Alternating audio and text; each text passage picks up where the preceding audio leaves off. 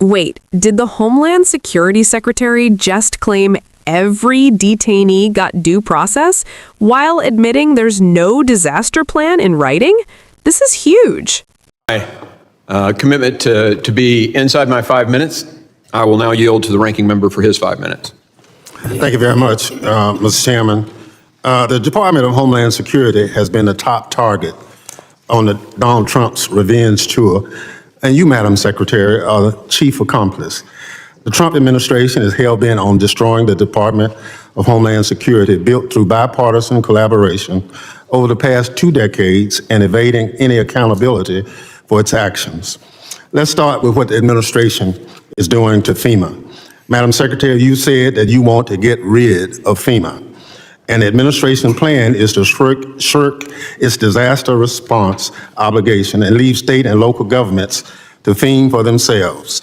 Emergency managers across the country are sounding the alarm about the limited ability to respond when disasters strike, but their calls are falling on deaf ears from the White House.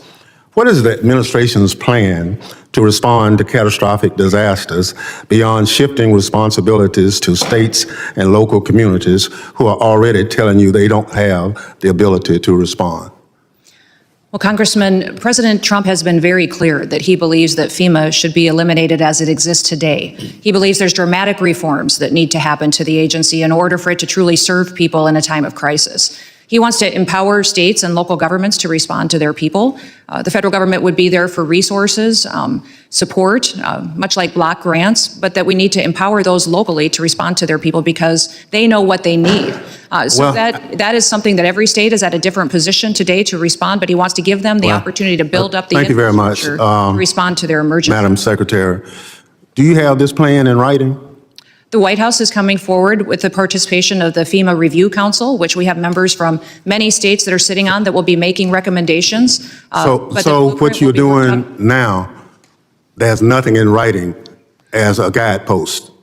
Well, sir, you certainly know that there are reform bills here in the House side and in the Senate side of how to address the failures of FEMA from the past. No, but you're the Those will be secretary. considered with the FEMA you're Review the secretary. Council recommendations. No, you're the secretary, and you say you're doing all these things.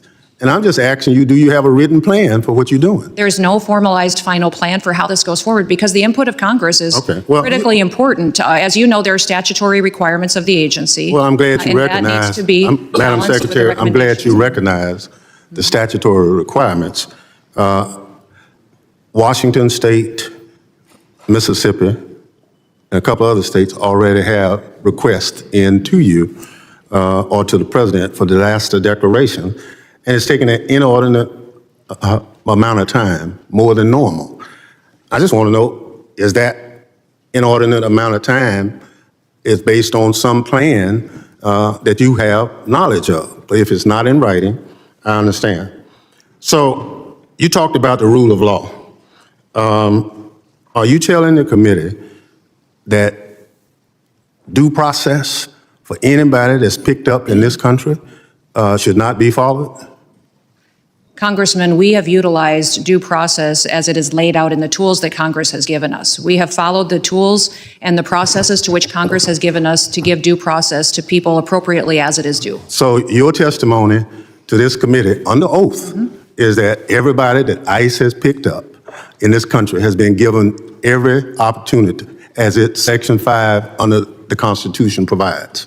Correct. I believe everybody has gotten due process and every person has been treated appropriately according to the civil or the criminal action to which they were encountering individuals and brought into our detainment and then also removed from this country. So your answer is yes. The tools that you have given us as this I'm body talking about the Constitution of the United States. I'm not talking about tools.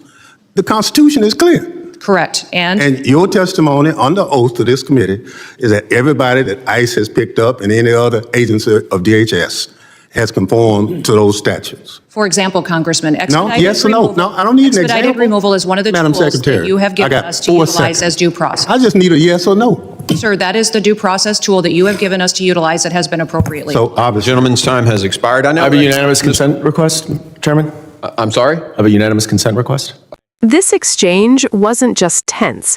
It exposed two major issues at the heart of U.S. policy right now. First, disaster response. A member of Congress directly pressed the administration on its plan to replace Federal Emergency Management Agency, better known as FEMA. And the answer? There is no finalized plan in writing. Think about that. We're talking about the agency responsible for responding to hurricanes, floods, wildfires, life and death emergencies, and the administration is openly discussing eliminating or restructuring it without a clear roadmap. That alone should concern every American. But it didn't stop there. The conversation shifted to something even more fundamental: constitutional rights. When asked whether every individual detained by immigration authorities received due process under the United States Constitution, the secretary said yes. But when pressed for a direct answer, she pivoted to tools like expedited removal. And that's where the tension lies. Because due process isn't just a tool, it's a constitutional guarantee. So the real question becomes, is the government fully upholding constitutional protections or redefining them? And here's why this matters beyond politics. Disasters don't wait for policy debates. Rights don't depend on administrative interpretation, and accountability doesn't work without clear answers. This moment highlights a bigger issue. Are critical systems being reshaped without transparency?